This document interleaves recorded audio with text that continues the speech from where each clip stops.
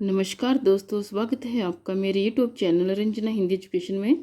तो दोस्तों, हमने पहले पिछली वीडियो में आदिकाल का नामकरण और उसके काल विभाजन के बारे में पढ़ा था। और आज हम हिंदी साहित्य की विभिन्न साहित्य आदिकाल के विभिन्न साहित्य के बारे में पढ़ेंगे। तो हमने 6 साहित्य आदिकाल के साहित्य जो थे वो हमने देखे थे। तो आज हम उनमें से 2 को हम डेफिनेट करेंगे, उनके बारे में बताएंगे। तो हम सबसे पहले अपभ्रंश साहित्य के बारे में पढ़ेंगे। तो आदिकालीन अपभ्रंश साहित्य के प्रमुख कवि और रचनाएं, ठीक है। तो हम उनकी रचनाकार जो भी हैं, जिन्होंने जो कौन कौन सी कविताएं रचनाएं की हैं, उनके बारे में पढ़ेंगे। जैसे पहला हमारा जयंती, तो ये 6वीं शताब्दी में थे। तो इनकी रचना थी परमात्म प्रकाश धर्म दर्शन, और दूसरी थी योगसार। दूसरे हैं स्वयंभू, ये 8वीं शताब्दी में हुए। इन्हें प्रथम कवि भी माना जाता है। तो इनकी रचना है पैमच्रियु, रामकथा, रिठनेमी, अरिष्टनेमी बोलते हैं रिठनेमी को, ये इनकी दूसरी है। इसमें कृष्ण काव्य है ये। थर्ड है नाग कुमार चिरियु, ठीक है। और चौथी है पंचमी चिरियु, पांचवी है स्वयंभू छंद, इन्होंने अपने नाम पर ही लिखा है। तो ये हमारे स्वयंभू कवि। थर्ड है हमारे पास पुष्पदंत, ये 10वीं शताब्दी में हुए। तो इन्होंने पहली रचना है इनकी महापुराण तीर्थंकरों एवं राम कृष्ण का चरित्र। तो इसे तिरष्ठी महापुरुष गुणालंकार भी कहते हैं। इसमें 64 महापुरुषों की कथा है। दूसरी है इनकी णय कुमार चिरियु, तीसरी है जसहर चिरियु, चौथी है आदि पुराण, और पांचवी है उत्तर पुराण। ये पुष्पदंत की रचनाएं हैं। चौथा है धनपाल, ये 10वीं शताब्दी में हुए। और इनकी पहली रचना है भविष्यत कहा, ये बणिकपुत्र भविष्यत दत्त की कथा है, ठीक है। इन्होंने एक ही रचना की है। 5th नंबर पर हैं मुनि राम सिंह, ये 11वीं शताब्दी में हुए। इनकी रचना है पाहुड़ दोहा दार्शनिकता, ठीक है, छंद शास्त्र ये इनका। नेक्स्ट है कुशलाभ, ठीक है, 11वीं शताब्दी में हुए। इन्होंने एक बहुत ही फेमस गाना भी है डोला मारूरा दूल्हा। तो ये डोला मारूरा दूल्हा एक रचना की है। ये एक विरह काव्य है। विरह होता है जब प्रिय और प्रियंसी जो हैं वो जब जुदा हो जाते हैं, तो वो उनकी एक दूसरे की याद में विरह महसूस करते हैं, तब ये लिखा गया था। जिंदत सूरी 12वीं शताब्दी में हुआ है। उपदेश, रसायन, रास, नृत्य, दूसरी है गीत, और थर्ड है रास काव्य। ये इनकी रचनाएं हैं। अब्दुल रहमान या इनको अब्दुल रहमान, ये दोनों इनके नाम हैं। ये 13वीं शताब्दी में हुए। इन्होंने संदेश राशक विरह काव्य ये लिखा है इन्होंने।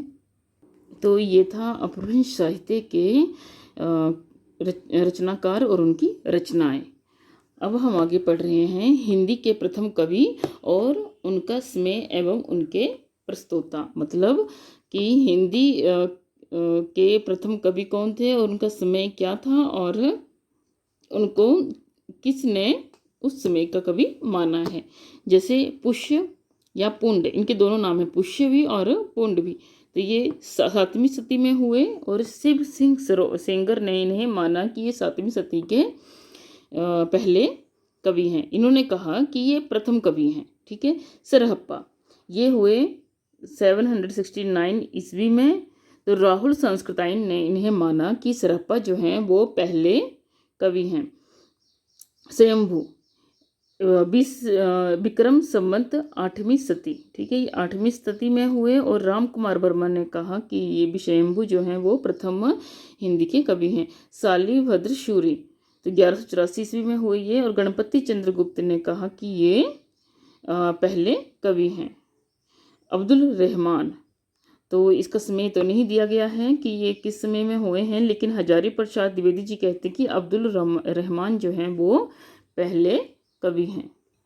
तो सर्वमान्य मत है सरहप्पा, यानी कि बहुत सारे लोग ये मानते हैं कि सरहप्पा जो हैं वो प्रथम कवि हैं। नेक्स्ट है हमारा सिद्ध साहित्य। तो प्रमुख सिद्ध कवि और उनकी रचनाएं। ठीक है, तो कवि, समय और रचनाएं। तो कवि कौन है? सरहप्पा। ये है सिद्ध कवि। सिद्ध साहित्य के बारे में बता रहे हैं। हमने पहले अपभ्रंश साहित्य के बारे में पढ़ा, अब हम सिद्ध साहित्य के बारे में। दोस्तों, मेरी वीडियो को लाइक और सब्सक्राइब जरूर करना। जो मेरी वीडियो में पहली बार आए हैं वो सब्सक्राइब करके ज़रूर जाना, क्योंकि आने वाली नोटिफिकेशन जो भी है, नई वीडियो जो भी बनाऊंगी मैं, तो आप तक आसानी से पहुंच जाएं। तो बेल आइकन दबाना मत भूलना। तो पहले कवि हैं सरहप्पा। तो ये हुए 769 ईस्वी में। इनकी दो रचनाएं हैं, दोहा कोश और चर्या गीत कोश। सेकंड है सबरप्पा, ये 780 ईस्वी में हुए। इनकी रचनाएं हैं चर्यापद, चित्त गुहा गंभीरार्य, महामुद्रा, वज्र गीति, और फोर्थ है शून्यता दृष्टि। थर्ड है लुइपा। इनकी रचनाएं हैं अभिसमय विभंग, दूसरी है तत्व स्वभाव, दोहा कोश, बुद्धोदय, भगवत विस्मय, लुइपाद गीतिका, ये इनकी रचनाएं हैं। नेक्स्ट है डोम्बिपा, ये 840 ईस्वी में हुए। इनकी रचनाएं हैं डोम्बी गीतिका, योगाचर्या, अक्षरादि, कोपदेश, ये इनकी रचनाएं हैं। 5th नंबर पर है कणहप्पा। तो इनकी ये हुए 820 ईस्वी में, और इनकी रचनाएं हैं कणहापात गीतिका, दोहा कोश, योग रतन माला, ये 3 है इनकी। 6th नंबर पर है कुकुरिपा। इनके रचनाएं हैं तत्व सुख भावना सारी, योग भवनोपदेश, और सर्व परिच्छेदन, ये इनकी रचनाएं हैं। दोस्तों, तो आज के लिए बस इतना ही। अब हम मिलते हैं अपनी नेक्स्ट वीडियो में। और जिसने मेरी वीडियो को लाइक और सब्सक्राइब नहीं किया है वो लाइक सब्सक्राइब जरूर करना।